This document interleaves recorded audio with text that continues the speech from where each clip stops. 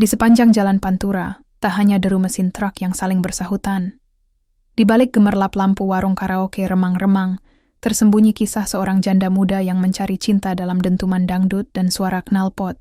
Namun siapa sangka cinta itu datang dari seorang pria yang tak pernah menetap, sopir truk lintas kota yang justru meninggalkan benih di rahimnya, lalu menghilang. Assalamualaikum warahmatullahi wabarakatuh.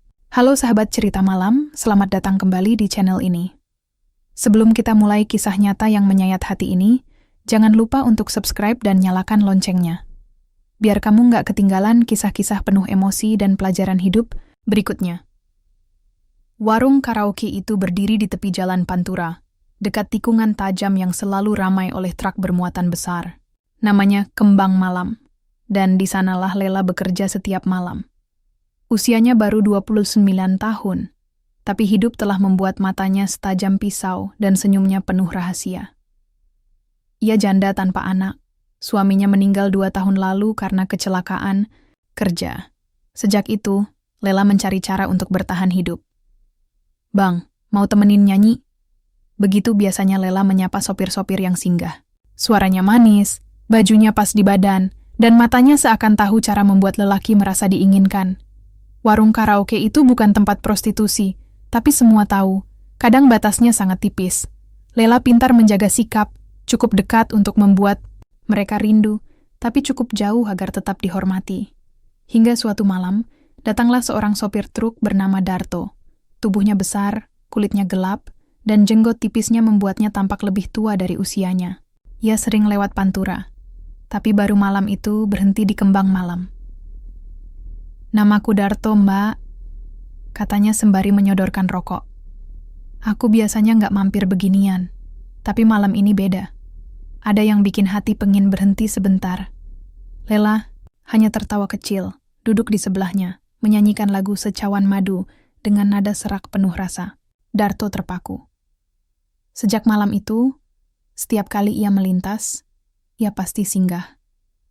Kadang cuma untuk ngobrol, kadang untuk menyanyi, dan kadang untuk lebih dari itu. Sejak malam itu, Darto menjadi langganan tetap. Ia selalu datang tiap 2 minggu, sekali saat truknya membawa muatan dari Surabaya ke Jakarta.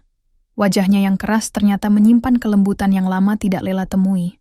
Berbeda dengan sopir-sopir lain yang hanya mengejar kesenangan semalam, Darto menyimak setiap cerita Lela. Tentang masa kecilnya di Brebes, tentang pernikahannya yang singkat, dan luka yang tak pernah benar-benar sembuh. "Lel, kamu nggak capek hidup kayak gini?" tanya Darto suatu malam saat mereka duduk di bangku kayu belakang warung. Angin pantai membawa bau asin, dan suara truk yang melintas terdengar samar. "Kadang aku pengen ngajak kamu kabur, kita buka warung di kampung. Nggak usah begini terus." Lela hanya tersenyum getir. "Kamu ngomong gitu karena kamu capek di jalan, Bang. Nanti kalau kamu udah di rumah, kamu lupa." Tapi Darto berbeda. Ia mulai datang lebih sering, bahkan kadang tanpa membawa truk. Ia pernah naik bus hanya untuk bertemu Lela sehari. Mereka mulai menyewa kamar kecil di belakang warung karaoke itu. Malam-malam mereka tak lagi diiringi dangdut dan tawa teman-teman pemandu lainnya. Tapi dalam diam dan pelukan yang makin dalam dan bercumbu mesra, hingga sampai berhubungan badan di dalam kamar warung. Suatu malam yang hujan deras, Darto datang dengan wajah murung.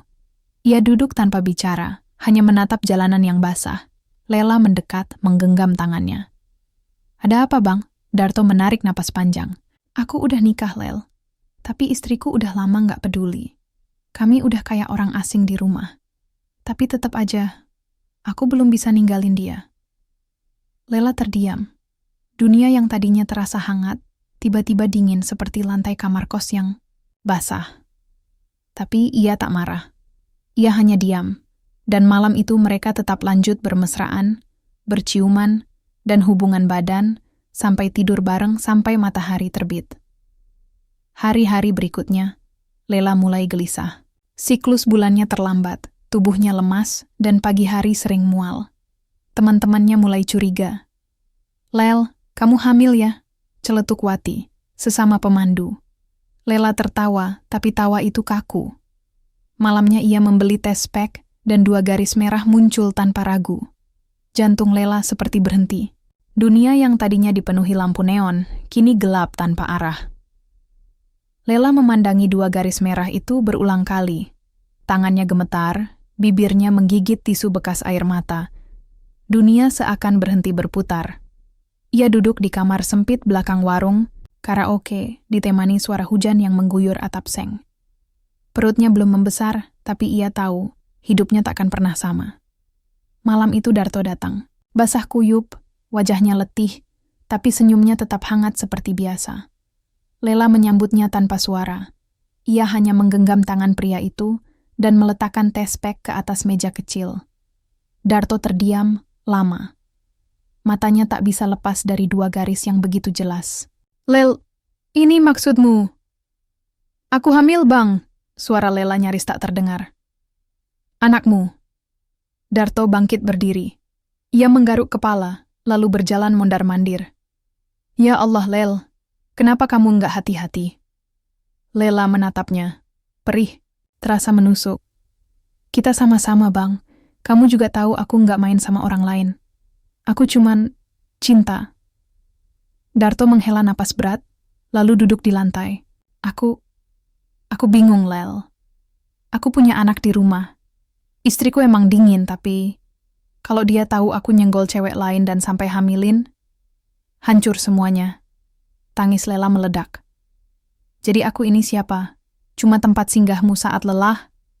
Kamu bilang mau ajak aku buka warung di kampung. Kamu bilang sayang, tapi sekarang kamu malah takut." Darto diam. Tangannya mengepal. Lalu tiba-tiba ia berdiri, meraih jaketnya, dan membuka pintu. "Aku butuh waktu mikir. Jangan ambil keputusan apa-apa dulu. Aku bakal balik." Tapi malam itu, Darto pergi dan tak kembali keesokan harinya. Tak seminggu, tak sebulan. Nomor ponselnya tak aktif.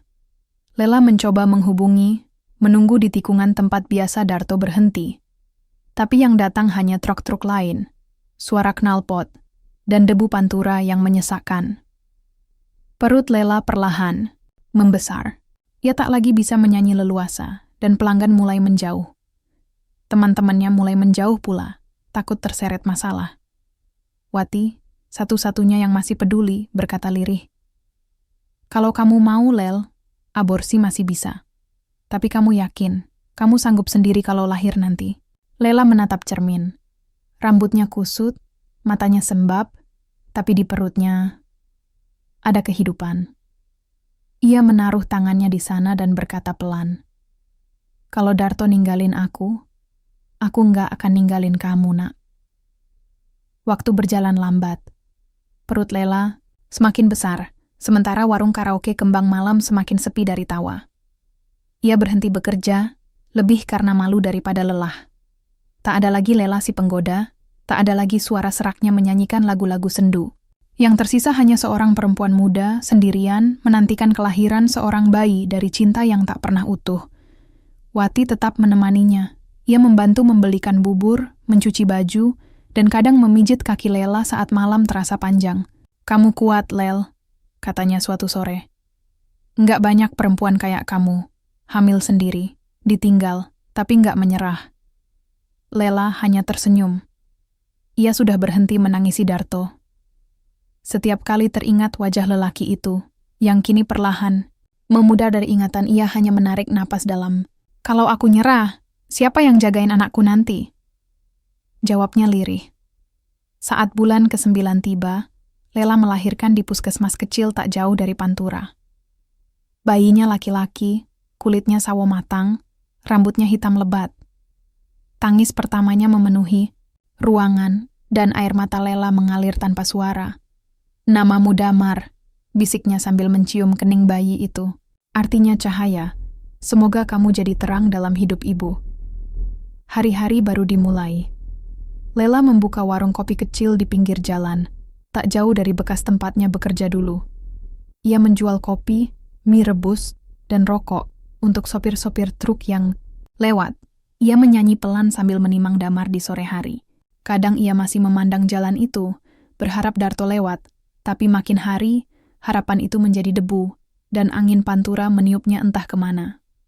Namun, pada suatu malam berangin, 3 tahun sejak Darto menghilang, sebuah truk tua berhenti di depan warung Lela.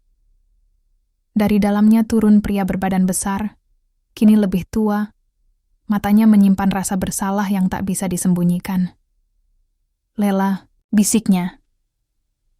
Lela menoleh. Hatinya bergetar, tapi wajahnya datar. Damar sedang tertidur di pangkuannya. Ia tak berdiri, tak menangis, hanya menatap pria itu dalam diam. Darto duduk perlahan, menunduk. "Aku cari kamu kemana-mana. Istriku ninggalin. Aku salah. Aku pengecut, tapi aku mau ketemu anakku. Kalau boleh." Lela menatap Damar, lalu kembali menatap Darto. "Kamu nggak perlu bawa apa-apa. Anak ini udah besar tanpa kamu. Tapi kalau kamu benar-benar mau jadi ayah, kamu harus belajar dari nol. Aku nggak butuh belas kasihan, aku cuma butuh kejujuran." Darto meneteskan air mata. Lela tak ikut menangis. Ia terlalu lama mengeringkan hatinya untuk bisa kembali basah. Tapi malam itu, untuk pertama kalinya, Darto duduk di sebelah Damar, menyentuh tangan kecil anak itu, dan berbisik, "Maaf, Nak." Di jalanan yang tak pernah tidur itu, warung kecil milik Lela tetap menyala. Dan di sanalah ia belajar bahwa cinta kadang datang sebagai luka, tapi bisa tumbuh menjadi cahaya. Selama kita memilih bertahan, bukan demi masa lalu, tapi demi masa depan yang pantas diperjuangkan. Itulah kisah Lela. Seorang janda muda di jalur pantura yang mencari pengganti cinta dalam gemerlap malam karaoke, tapi justru menemukan luka dan tanggung jawab yang besar. Hidup memang tak selalu memberi kita pilihan yang mudah, tapi dari setiap air mata, selalu ada harapan yang bisa tumbuh, asalkan kita tidak menyerah pada keadaan. Lela mengajarkan kita bahwa menjadi perempuan kuat bukan soal tak pernah jatuh, tapi soal memilih bangkit, bahkan ketika tak ada satupun tangan yang menyambut. Dan tentang Darto, hidup kadang memberi kesempatan kedua, tapi tak semua luka bisa sembuh dengan permintaan maaf. Kadang, yang bisa kita lakukan hanyalah menjadi lebih baik dari kemarin. Terima kasih sudah mendengarkan cerita ini sampai habis. Semoga kisah ini bisa menjadi pelajaran, bukan hanya tentang cinta, tapi tentang tanggung jawab, pengorbanan, dan pilihan hidup. Jangan lupa like, komen, dan subscribe untuk cerita-cerita menguras emosi lainnya di channel Kisah Wisata Malam. Sampai jumpa di kisah selanjutnya. Wassalamualaikum warahmatullahi wabarakatuh.